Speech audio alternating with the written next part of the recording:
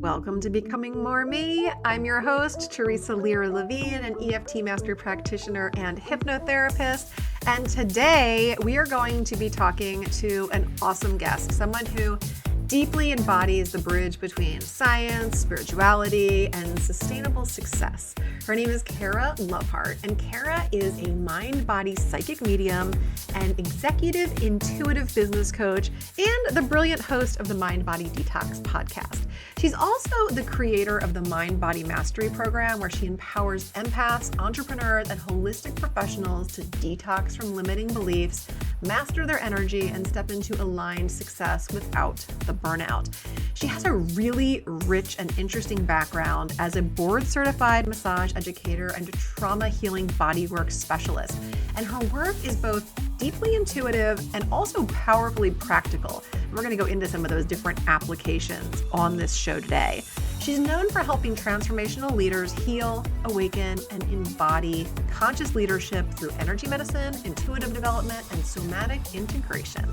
This conversation is going to be one of those soul-nourishing, nervous system calming, light you up from the inside out episodes.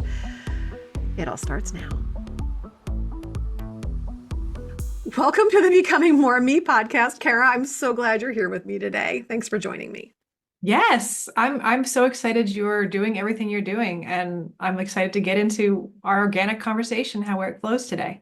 Absolutely. I'd love to start by just learning a little bit about you, who you are outside of the awesome businesses that you run and everything else. Who do you like to spend your time with? Where do you live? What are maybe some hobbies or interests of yours? Okay, so outside of my work, I love to go hiking. I am someone that loves yoga. A lot of my outside of work is like people say, well, that's self-care. I'm like, well, actually, no, it's my hobbies. Like my hobbies is doing like really interesting things to support my energy, food prep. I love cooking. I love eating out. Spending time with my son, who's 18. And I love going and visiting and traveling other places. We have so many of the same interests. That's pretty much mine too. There's nothing that beats a new restaurant that like nails it, Yeah, yeah, yeah. or a vacation that over delivers. Yes, exactly. Yeah. Yeah. And I'm specifically when I go visit places, my journey looking for places that have specific, like, since I'm in a medium, I'm very interested in like places that feel really aligned energetically and things that have like really good spaces for people who are highly sensitive in their nervous system, like restaurants, food, where's the spots for the local people that are just really have their heart open. So that's kind of what I'm searching for when I travel. So it's Yeah. nice, like a little treasure hunt and meeting other, lit up souls who are on their journey doing their own thing in their neck of the woods. Yeah, for sure. What are some of your favorite towns or cities or places that you've visited in recent years? Actually, Oahu. So Hawaii is like a a cosmic home. Like, yeah, yeah. It's definitely one of those places where it called me. It was a synchronistic event getting there, and events afterwards and since then have been very interesting, intriguing, and I tell, friends and family start to see these weird synchronicities around me around Hawaii and like seeing the area code and people coming in that are clients that are named Moana and like really interesting like rainbows. Like they're like, this is really weird, Kara. I'm like, yeah, it's totally a vibe, and I guess I'm just supposed to be there. So I'm actually visiting in another 2 weeks. I'm going to visit for a month. So So, sounds yeah. like it's all very synchronistic, actually. So that's very cool. And you mentioned how you're a medium and you kind of convene with energy in ways that maybe not everyone does. So how did you like first discover that you were able to kind of work with the human energy field in these ways? All right. So how I first discovered it was when I was a child and I started to recognize that the things that I was experiencing and seeing were not normal. And it wasn't until that age where you start to look around and compare yourself to others socially. And if there's the potential rejection socially of what are you doing, that I actually started to recognize, wait a minute. And then I started to pretend that everything was just perfectly okay. And I think that progressed. Part of my journey, it actually progressed in being an empath, being a medium, and having such high sensitivity and being neurodivergent, I didn't have a lot of the sensory gates that normal people do. So a lot of times I remember myself like, what do you remember when you were a kid? Well, I remember going to school and all I felt was like the way that my clothing felt on my body and how uncomfortable it was and how the lights were so bright and it was so loud and like all these sensory things that you talk about now adults on the spectrum, children on the spectrum that experience. Just having that and also seeing auras and colors around people and just thinking that was absolutely normal. So when I was around 13, 14, when you hit puberty, not only you are going through a lot of ups and downs hormonally, and I'm also sensitive to hormones, to substances, to toxicity, to any chemicals. So if you put your own natural chemicals in your body around the age of going through puberty as a medium, a lot of times traditionally, this is where in indigenous cultures, mediums then their gifts heighten, or people who are healers. And then they're usually taken to the neighborhood shaman and, hey, how do you help me with this? But for my journey, I was actually put on medications and hospitalized for the things that I saw. So I had this, you work with core belief stuff, Teresa. I had to go through a long, long journey unwinding a core belief that was something was wrong with me. So it started out that way, but then of course I'm here where I'm at now, and it's been a journey of like really supporting, advocating for people on the mental health journey, but also knowing there's a fine line between spiritual psychosis, avoidance, spiritual bypassing, and trauma, and actually seeing and experiencing these things. And this is something I navigate a lot and watch, and support people, in my scope of practice. Can you go see this person? Because there is some entanglement that happens between actually perceiving stuff in the spirit world and perceiving your own unresolved, unconscious trauma. Absolutely. Did you feel like spiritual bypassing was part of your journey? That's a really interesting question. I think that very much, let's see, probably the first year or so, you could say it was spiritual bypassing, but around that time, I didn't turn out to find this later until maybe 3 or 5 years later. I actually was moved back to my parents' home, and when my son was born, and I was nesting, and I was scraping all this paint in their hallway and getting to the basement and getting rid of it to get ready for my, I don't know, I was just in that mood where like everything has to be a certain Oh, way. And I didn't find out till later that that paint was lead paint. yeah. So what part of my journey is like not only with detox for my program, like physical detox, but how that affects you spiritually and how that affects you mentally, emotionally. Cool. My journey during that year was, if you would have met me, you would have probably thought, wow, she is living on another planet. I was like, hi, and I was so happy all the time, but I was probably literally in an altered state of consciousness, like I was my whole life. But to the degree that I thought, this is just what happens. Maybe I'm just so happy I have a baby now. Maybe I'm also experiencing these health issues. I'm tired. My joints are aching. All the symptoms of brain fog, cognitive issues you get from some sort of heavy metal toxicity from having a newborn and nursing him and being, so into doing that and being a single mom. So I think that was part of yes, it could look like spiritual bypassing on the outside, but it's interesting because my journey moved me into the places where I met a lot of people were spiritually bypassing. And I Yeah, do believe that, our energy field, our consciousness is a reflection of what's going on within ourselves. absolutely. And so I think I attracted people that were into that. But it was very clear quickly early on that I was someone that was always able to go deep. I mean, deep emotions, whether it's, things that we label as heavy or grief or things we want to run away from, those were normal for me for most of my life. Like the full spectrum emotions. I'm more of like an entertainer, a performer. I was a dancer. I was into like singing and like that whole full spectrum of emotion when you are emanating emotion through your body was part of who I was. So I noticed the spiritual bypassing when I had, three close friends of mine that were really into some of the spirituality stuff. But because they were picking up different books that they clung to in what the dogmas were, it started to become a little bit clear to me. I thought, well, I was really like interested in what they were talking about. And then I thought, something about this doesn't feel right. It feels kind of cult-like. And then I started to see behaviors in them, avoidance, and they wouldn't have hard conversations or conflict avoidance. And it just felt like, wait, something's wrong here. And then we have we had some just crossing of boundaries consistently, consistently, consistently. So that part of my journey entered me into a spiritual community, which was amazing. Gave me the, I'll say, rite of passage that I think sometimes doesn't always have to happen, but sometimes happens when people have a spiritual awakening. You go through, maybe experience other people that are boundaryless, yet not fully anchored and tethered into their bodies, into reality as well. So there's a balance. And I think through that experience, I learned the heartbreak, the betrayal, the things that most people experience when they go through that. If they have people in their community they're spiritually bypassing, they start to see, wait a minute, this isn't all lining up here. And I think along that journey, it took me down this interesting, I guess, took me down this interesting path where I started to then to recognize it in other places. So I started working for a local metaphysical spiritual bookstore. They've been open for 38 years this year. So there's a really big community in this region because of how long they've been open. And the owners were, it's all about community and connectedness. Of course, they have crystals and books and all that stuff, but education, people getting together. So there was this strong sense of me going in there and sensing, I think a lot of these people might struggle with their mental health.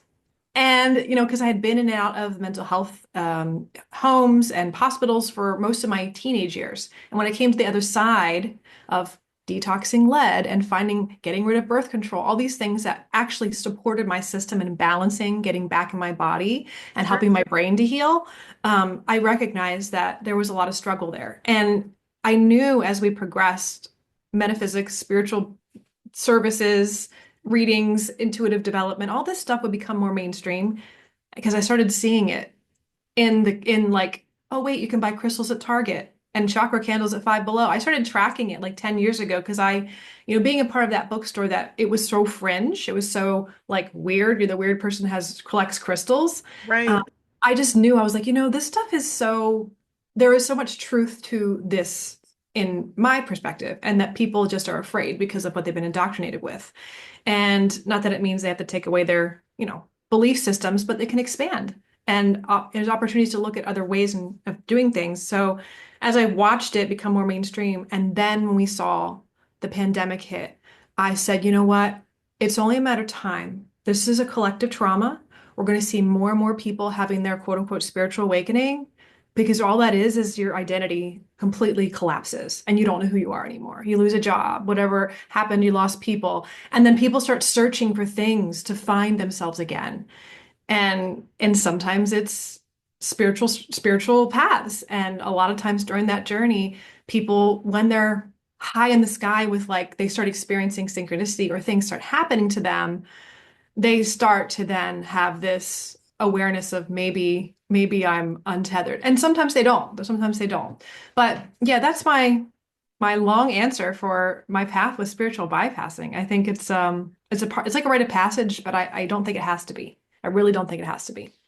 Yeah, absolutely. I concur. So then what led you in your business, and maybe we should also talk about what your current business is. What led you to focus on like burnout and trauma and things? Was it your own experiences or something else? Well, most of the work that I started doing, I became a licensed massage therapist. I was actually going to chiropractic school because I was going to do that. And as I was working for a chiropractor, going to school full time, I started really starting to navigate and catalog and create a dictionary with what I was seeing in people's auras. Like, here, I see this, and then they come in and they tell me they have a headache. Well, I could put it on their chart. And then I started to create a language around what I was seeing, experiencing, feeling with all my five senses. And then I'm developing like my medical intuition library of like, how do I support this? And I thought Oh, this is going to be so cool as I become a chiropractor. But having a son, and it took me in this other direction of being a massage therapist. And when I started working in the massage field with clients, it was first me hiding, I'm just a massage therapist. I don't see anything else. I'm normal, and I started to then see this connection between people, their problems, their trauma, chronic pain, fibromyalgia. And then, of course, I was hooked on working and learning about somatic healing. Before somatic healing, like now it's like everything hashtag somatic healing, which is great. It's so great.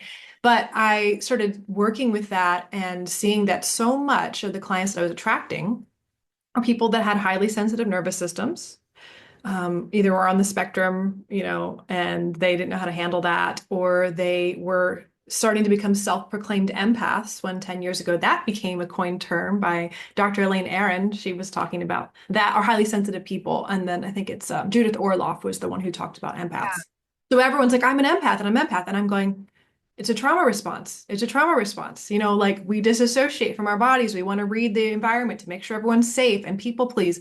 It's great to identify with that and have something that you can label. You go, oh my gosh, I'm not crazy. I'm feeling all these things and I feel out of control about how much I'm feeling. But my thought was like, my journey was on my own healing journey was how do I manage my sensitivity as a medium? How that process works with detoxing the body, thought patterns, beliefs. And then, of course, seeing my clients work with the tools that I was working with and seeing transformation. Burnout became a thing right around 2019 when I myself was running a business. So I started my company as I was going to chiropractic school. I thought I'll just, massage out of this building and we'll do it from here. And as I did my thing, more and more people came out of the woodwork to said, "Could you have a room for rent?" And it just was like a organically grown business. I didn't really plan to do that, which is a good thing, but also in hindsight, I wish I would have had more plans because we started out with everyone being, independent contractors or renters, and we got too busy. That's when my burnout started to set in, but I wasn't even aware of it. I'm doing everything, marketing, answering phones, planning events, sending out checks to subcontractors. It was there. And I didn't have the realization of how fast it was moving, how fast it was growing, because we had heart, because we had people that were really here dedicated to service. And I think that there wasn't anything like that in this area. So it turned into a holistic wellness clinic. Currently, we have chiropractor, yoga, psychotherapy, massage therapy continuing education classes for massage therapists. Awesome. We have estheticians, we have classes and workshops and community events. And that 2019 time, right before COVID hit, Mm-hmm. that was when I hired my first employee. And Wow. then, of course, the pandemic happened. And that's when it was like you really didn't have enough infrastructure as a business owner to delegate because we didn't have enough resources to hire someone to delegate the things I was doing at that time. And, the last 5 years after the pandemic closed, it was bringing on new people, having the resources, delegating, learning a lot of energy management skills. Most of the time was all after work was all downtime, all energy awareness, energy medicine tools, meditation, breath work, even working with therapists in the psychedelic industry. So working with that for my nervous system regulation. And the list goes on of the things I was doing. And I think that burnout just became a thing maybe 3 years ago, as far as actually coming out and saying these are the words that I'm using. But to me, it's just the nervous system hasn't been able to regulate itself or find balance. Whether you call it burnout or you call it a highly sensitive person or an empath or chronic stress or trauma. To me, it's the same thing that's happening, and it's the same foundational tools that we would use to regulate that. Yeah. Absolutely. Make it simple, right? hmm So Yeah.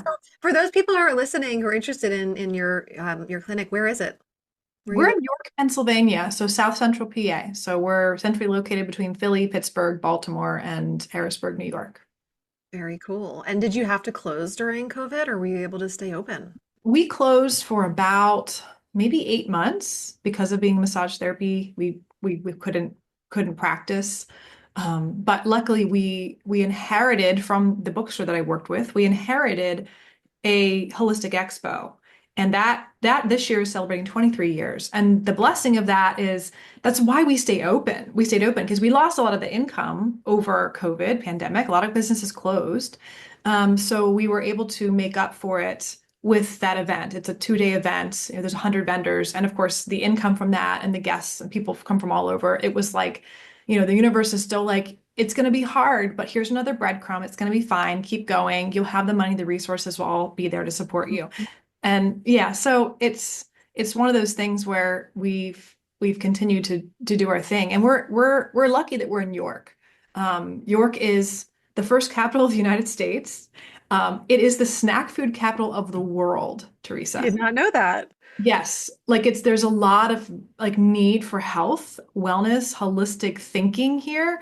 And for years I was like kind of in my burnout was like, oh my gosh, it's like so hard getting people to understand this philosophy. It's not a big city. I would be, so much easier if I lived in like Sedona or Denver or something like that. So much more accepted. Yeah. But I What think what makes it the snack food capital? Are there a lot of factories based there that create snack yes. Yes, Martin's potato chips, Utz potato chips, Snyder's of Hanover, Hershey Foods is very close to here. York Peppermint Patty was originally here before it became a Hershey food. So yeah, it's a lot of that around this area. Yeah. Yeah, that's interesting and definitely does produce a need for more awareness around all of the detriments that can come from overindulging in those sorts of things. And I thought it was really interesting what you were saying about like Judith Orloff making the whole like empath thing kind of this mainstream thing. And then I was thinking about how I think there's probably some confusion for people between like what's masking and people pleasing and kind of becoming a chameleon and what's truly being an empath. Do you agree? Yeah, I think that's really interesting. That's a really interesting question. So let's start the question back over again. I want to hear it again. Okay, so do you think there's perhaps some confusion or overlap with people believing that they're empathic when they're actually perhaps masking, people pleasing, or being a chameleon in situations? Yeah, so and that's something that it would be really depend on this because there's a spectrum of how sensitive someone is. So if someone has gone through trauma and they are someone that wants to make sure everyone's okay, there's a lot of that mirroring, like you said, that can be, okay, that person's sad. Maybe I can mirror back to them that I'm feeling, I'm going to calm them. I'm going to be there to support them. But I think really being an empath is where you're feeling the emotions that are not your own emotions, that you're feeling them in your body as if they're your own emotions. Yeah. Not empathy where you feel like, oh, I feel they're sad, or I'm Thank you for feeling that their clarification. I think that's where people get lost a lot of the time. They confuse empathy with being an empath. yeah, and I'll tell you how I had to recognize this. So later on as an adult, I was like, this is what was happening when I was a teenager because watching my son, who's a very highly sensitive person as well, very highly a psychic, very in tune. And like when he hit middle school and high school, like you're in a field of consciousness as a person who's highly sensitive with people who are insecure, hormonal, tired because they have to get up early, maybe malnourished because they're not eating the best, and now they're drinking energy drinks and all the things these kids are doing. And they're insecure and self-judging and judging everything else. So that's like energetically, if I step into the field of someone who has a lot of judgment, it feels prickly, like physically on my body. I feel it in my body like a sensation. But then also you might feel the sensations in your body as if what does it feel like when you judge someone? What subtle things happen to you somatically? Your heart might start to, get clenched up. You might have different twitches or yeah, contraction. If you are just someone that's just going about your day and you're like open and free, and then you enter into a space where you start to notice your body contracting or shifting, and you haven't had a change in either a thought that's created that, like you start thinking about a memory that brings you into that contracted state. Sure. That's you potentially being influenced by the consciousness or the space in which you're entering in. And someone who's an empath really has a job, and their job is to determine before they leave their house, before they leave their space. I tell people, take a mental inventory of where you're at. Are you feeling tired? Check in somatically. What's going on in your body? Are you hungry? Do you have any aches and pains anywhere? Those are your normal, like me signatures. This is who I am, right? But people who go out and they're at the grocery store even or somewhere public, and if they start to shift and start changing, like I'm feeling angry or feeling sad or whatever, if Yeah. that's something that they can check in with their inventory, say I wasn't feeling that way, and they can't locate a thought or something that could have shifted them into that space, they may be absorbing or mirroring or picking up the emotions or the energy of someone in their vicinity. And that's something that's a real thing. And I've had people come up to me when they found Judith Orloff, or they listened to my podcast, or they've heard these definitions, and they're like crying with joy because they're like, I thought I was crazy. Mm, I really just wish that wasn't a thing, that we still had to validate people in that way. But right. to me, it's the nervous system is wired to pick up information, like for our survival. Like if you're, Teresa, if you're out in the woods and we lived out in, in living situation where we had to be aware, with our peripheral vision, with our hearing, with if there's a predator or something like that coming, we're going to be very aware of subtle things in our environment. There's a phenomenon that when someone is in your space and you don't hear them or see them, but they're looking at you, staring a hole into your back, there starts to be an uncomfortable feeling that someone's looking at us. And these are the same things people express to me when they're like, we have, ghosts in our home, or we have spirit activity, or someone always watching. I feel this presence watching me. Well, that's great. That's a survival mechanism. We need to make sure we have a predator or another person. If we're out in the woods, someone's watching us, we sense it. But that's a part of our nervous system is an extension. It can extend into our environment. And it can become more sensitized when people have gone through trauma, or if they are an empath, or if they're on the spectrum. Right. Um, but it can then be sensitized if a near-death experience or an identity crisis or a shift. Yeah. Something happens where your sense of identity of who you think you are, which encapsulates your beliefs, your reality, once you start to kind of that melt, like, or dissolve, you open up to higher perceptions, more expanded perception. And that's why people do work with psychedelics, because that's one of the things it does also do for people. It opens up to think and to see beyond what we think we are. Absolutely. Absolutely. So it's interesting because this has me thinking about some other things now, as far as like the importance of the nervous system, which I know for you and I is like a huge part of what we do and the lens that we look through. And I know the state of it matters so much with whether or not you're like masking or conforming or being that chameleon, or whether you're showing up like grounded and intuitive. I know I used to kind of struggle with myself because in coaching, it's like so often you're trying to read what's coming from the person that you're helping or whatever. And I'm really good at doing that. And like, but the state of my own nervous system will tell me like if I'm doing that from that like grounded place where it's like it's intuitive and I'm kind of like pulling in these pings and like and really being able to like kind of feel into it, or whether it's like I'm just like kind of trying to mask and to reflect what I think is desired from the other party. And that's not something that I have a struggle with anymore. But I know like in early years of coaching long ago, I'd be like, is this intuition, or is this my dysregulated nervous system? I love that differentiation. Have you joined the Becoming More Me community over on School yet? It is one of the fastest growing distraction-free platforms for learning and connection. And it's where the magic's happening for the Becoming More Me community as well. Inside, you will find a high vibe circle of heart-centered, ambitious entrepreneurs and professionals doing deep work to become who they truly feel called to be in life, in business, in love, health, and wealth, and doing it in ways that feel aligned, authentic, and full of pleasure. The community is packed with tons of valuable resources too that you can start using right away, as well as guidance to find the ones that are going to help you so that you don't need to waste time. We're talking tools, training, and practices to support your growth, all for free. Plus, you can find info on working with me more deeply, whether it's through one-on-one coaching, small group experiences, or the Becoming More Me with EFT program, as well as information on upcoming workshops and other events. To join, head over to school.com/discovery. That's SKOOL.com/discovery. Type in my name, Teresa Lear Levine, and you will find the Becoming More Me community right there. Click on it to join. I can't wait to welcome you to the community. I think that's important.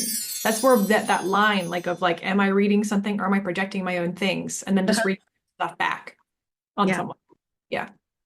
I think that's like where I continually believe, and I know it's not a truth, but I always have this belief that people just undervalue the role of their nervous system. Yes. I do think that the reason why we have so much need for control, or people become very hyper vigilant with things in their life, like, man, I have to be on time, or this has to be this way, or I have to clean everything to this degree. Like, I think hypervigilance and control, and that's what I think we see in the world. Like, the big theme we see in the world is control and power, and where do we actually find our power, and where is power being misused, or power over us. And Hmm. I really just think kind of leads back to the nervous system, because if you are in a state of regulation, you don't have these unconscious desires to try to control everything. Because Right. a lot of times people, their nervous system is not in a regulated state. They feel unconsciously out of control, and they're trying to do all these external things to try to control it. Like, and they may not know what that is versus just doing tapping like you do, or breath work, or Sure. just doing something that is going to bring them back to a space of homeostasis. Yeah, absolutely. So you mentioned about working with or serving a lot of people that have highly sensitive nervous systems, which I'm familiar with, you're familiar with. What are some indicators of that you see in people? Like that maybe if somebody's listening, they could understand if they do or don't have a highly sensitive nervous system. Okay, cool. So one thing is, if when they come into a space, watch how they interact with the space. Do they do a lot of looking around? Are they, they can be very aware of things. They're very aware, maybe very aware of their body. So because it looks different in different people, but Okay. like they're very attuned to it. I smell something. It's their five senses are heightened, where it's like these lights are too bright, or that music's a little bit too loud. Can you be softer with the way you're talking? And they may not ask this, but all the things that are five sensory things that are inputs, they may be more overwhelmed. It's kind of like being in a rock concert of information with light, sound, smells, tastes, textures, things like that.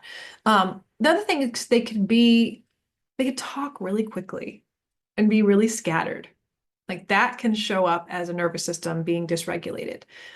Those of you out there who might be, really into astrology, anyone that's an air sign, specifically Gemini and Aquarius, they are more so sensitive, and they are the ones, from a medical astrology perspective, have a lot of nervous system dysregulation issues. Or if you read your chart and you have a lot of planets in air signs, it can be issues for you in your nervous system.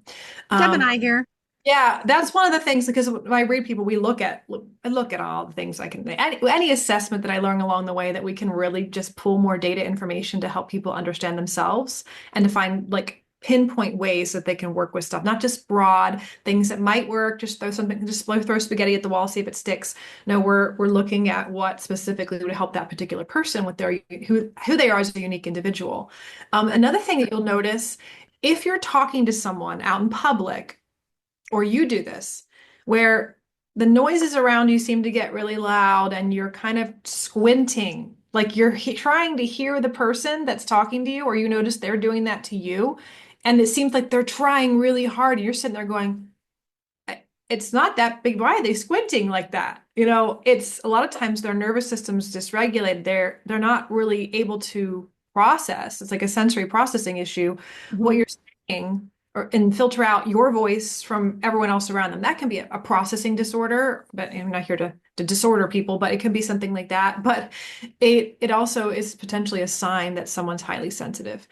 If you go out in public to a place where there's a lot of stimulation and you feel really tired at the end of that experience, like if you Yeah. feel exhausted, some people will be the opposite, where they'll feel like extra excitable, because they are getting stimulation from a lot of things around them, and then they'll come and they'll try to downregulate, and it'll take them a really long time. It's really Right. fascinating. I don't know, Teresa, if you looked into different genetic factors can determine if someone takes a hard time to downregulate or not, how long it takes them. It's really, really interesting.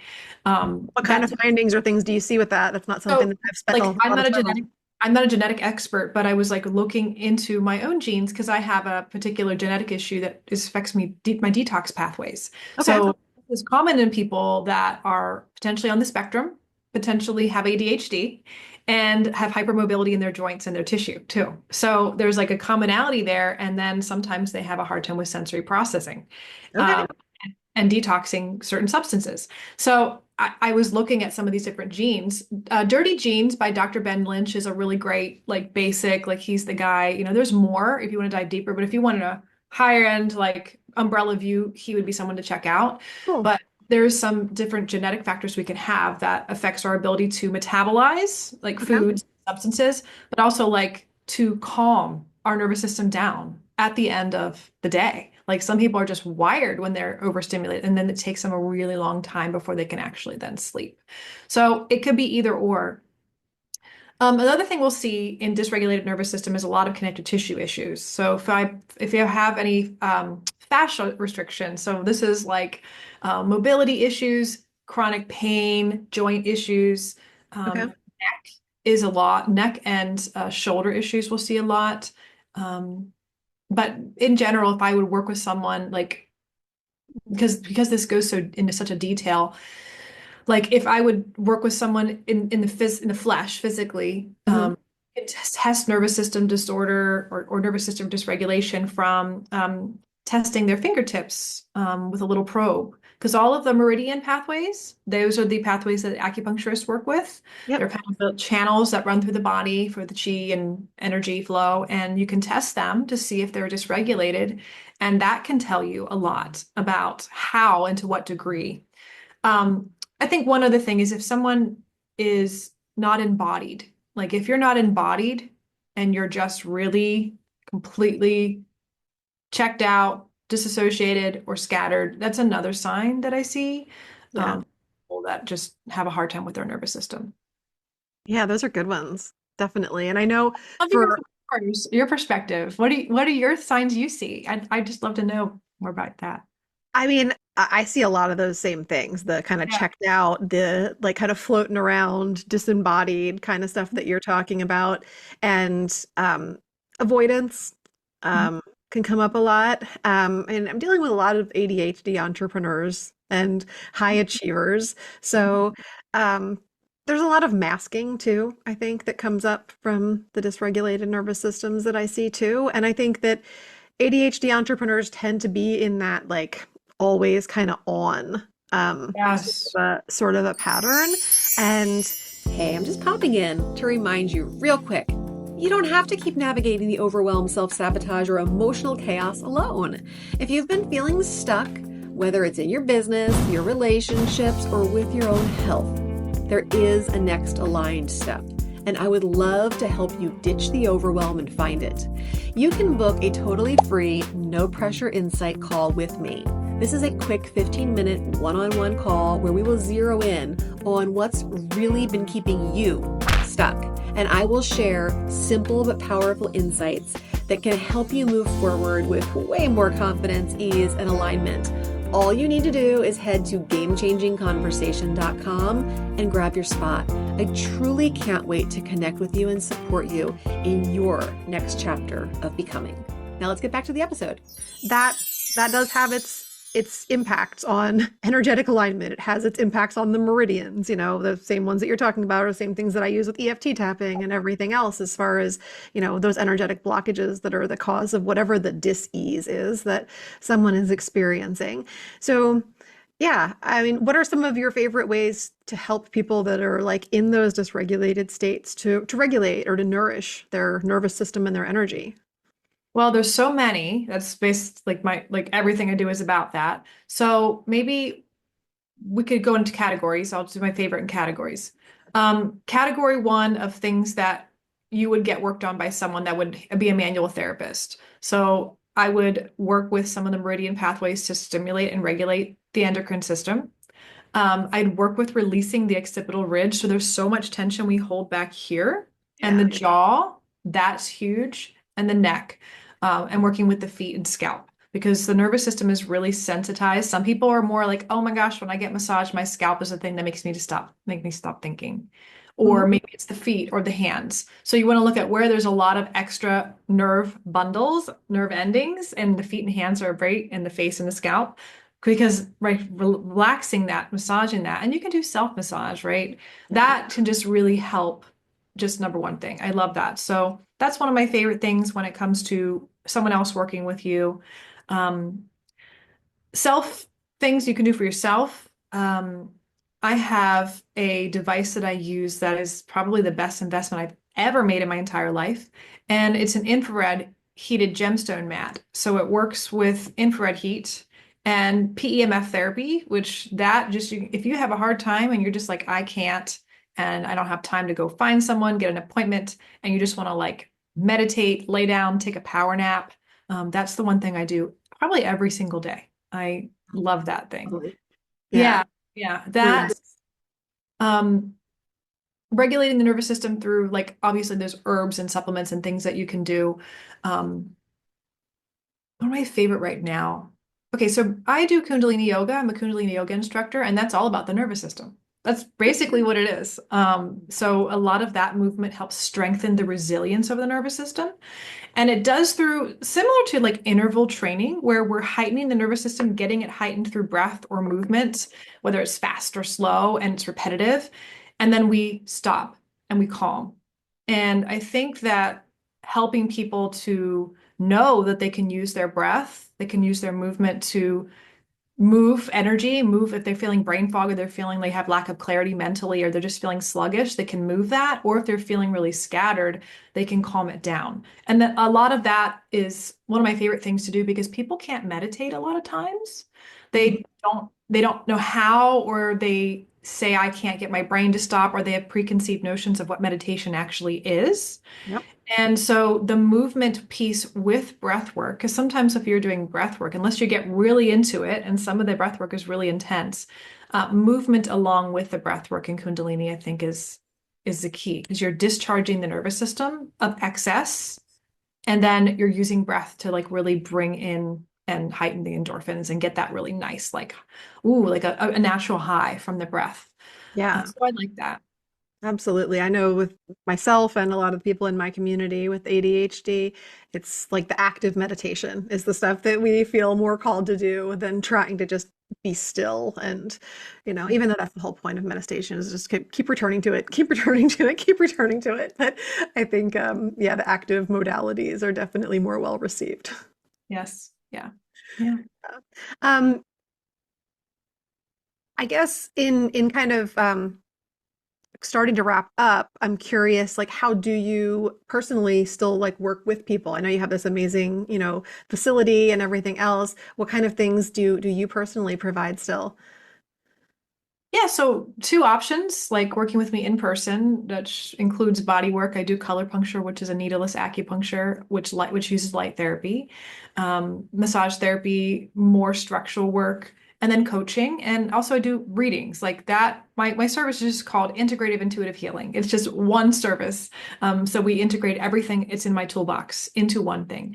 And then when I work with people remotely, it's going to be here are some tools that we can work with. Usually I do an energy screening. So what I'm looking for, and people are always like, can you see my aura remotely? I'm like, yeah, I can see it through the screen, but I also can work with it in my mind's eye. Like, because I'll feel things in my body. It's like an interesting preconceived notion that people have about, and not all mediums can do this, but that I know that colleagues of mine that you can work remotely and it's just as powerful. Sometimes it's even more so.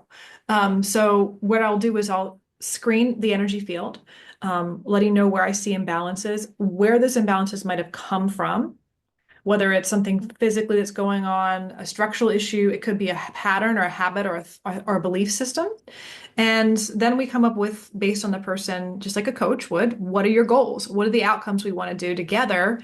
And since I'm working with people who are consider themselves leaders, my goal is to help them to really get their journey, their mission, their big impact that they want to make in the world to make it happen. Because high achievers, people who are, ADHD, people who have these capacities to think differently.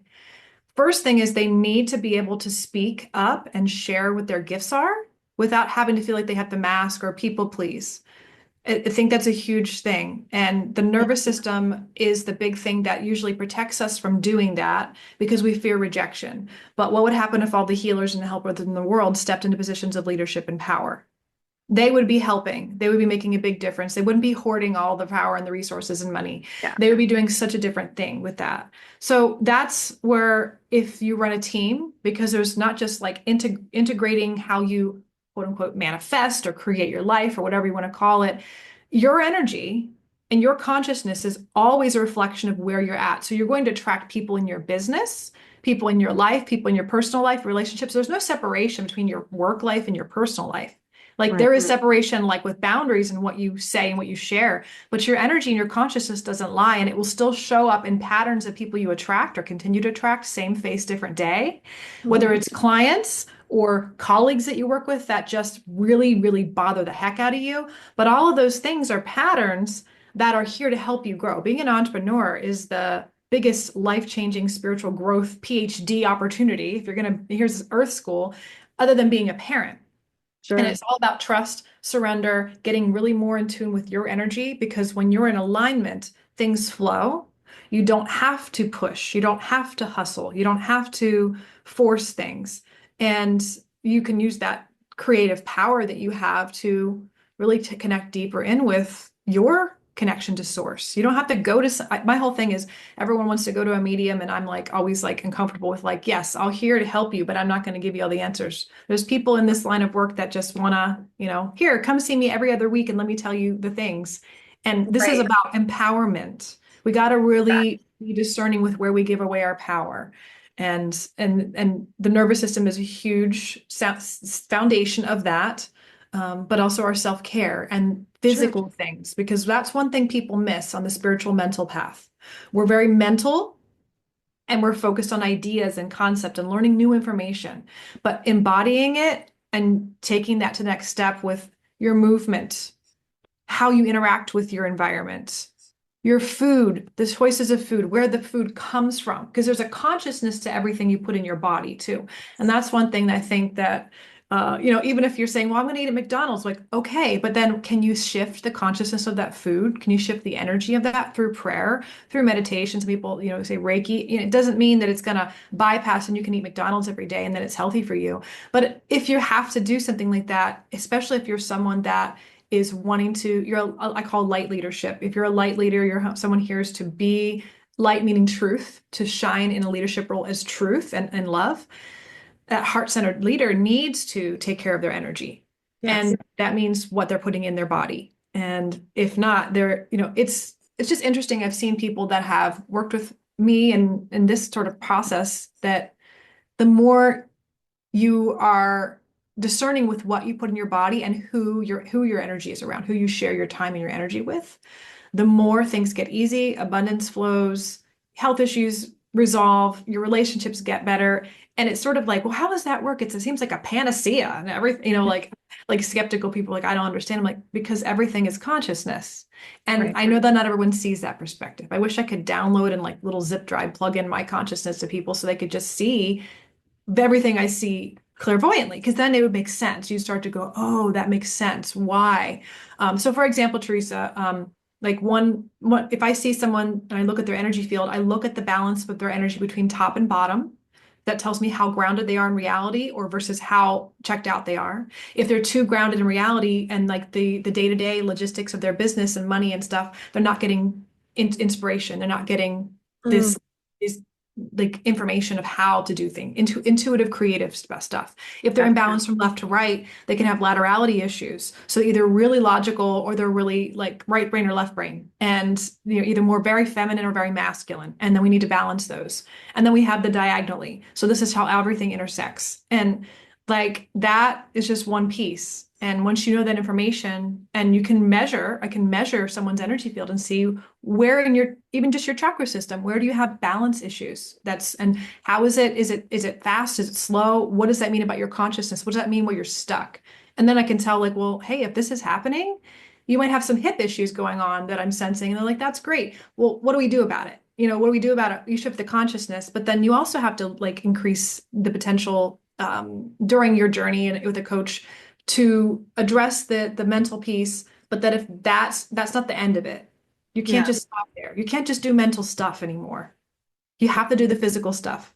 And that means what you're putting in your body, the Right. chemicals, the environment, the people, and the consciousness of the people around you. And I think that's the mistake we see in maybe this self-help industry where it's either all mental or it's all nutrition and all exercise science. But then there isn't the piece of spirituality, connect into your intuition, creativity. This needs to Yeah. be a full spectrum thing. And it's overwhelming for people when they think, well, how do I do all of that? And that's why someone works with someone like me. We don't do it all at once. It is one step at a time. And it's really asking the question, which of these items, something physical, emotional, spiritual, which one would be the biggest change or shift we could make now that would have the biggest impact? Because it's about quality over quantity. I think you are, quality of time. It's quality. So you want to work with the biggest things first. And not everyone's ready to dive deep, with something that's a big thing. Sometimes you have to ninja your way around it in coaching or healing to get yourself to that place where you're ready to make a shift on something that's been really holding you back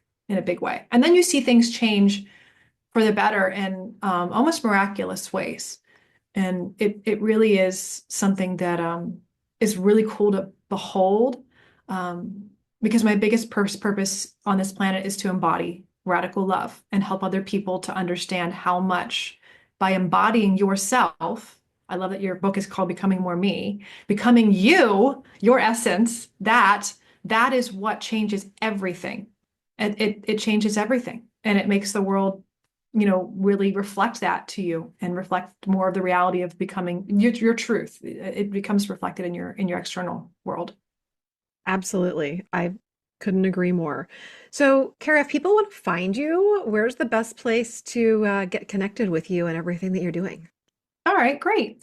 You can find Firefly Hollow Wellness Center on Instagram. You can search us if you're local, if you want to come to the clinic for a class or workshop. We have an online community on Mighty Networks that also is public. There's a free space on there. And then there's some courses and awesome stuff with all of our practitioners and myself. And also my Mind Body Mastery communities on there.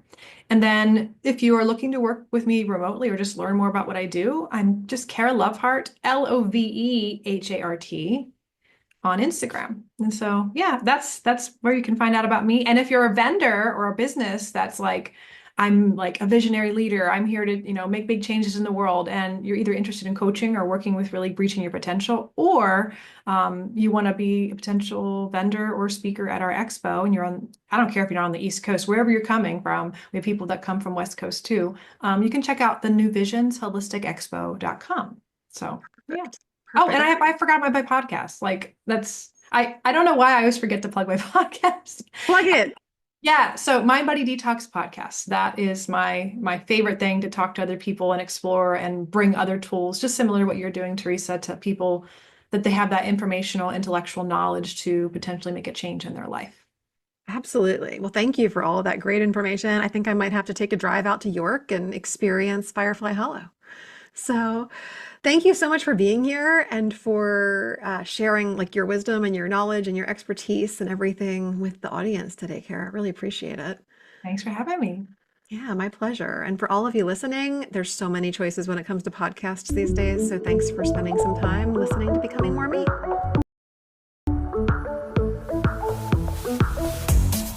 Thanks for spending some of your precious time with me today. If you loved this episode, please leave a review or simply share it with someone else who would get great benefit from it too. If you share on social media, please tag me so I can personally connect and thank you. Until next time, keep taking bold and brave steps towards becoming more of who you want to be in this world. You are capable, you are worthy, and you are enough. And if your inner critic is still trying to argue with those facts, hit me up. We've got work to do.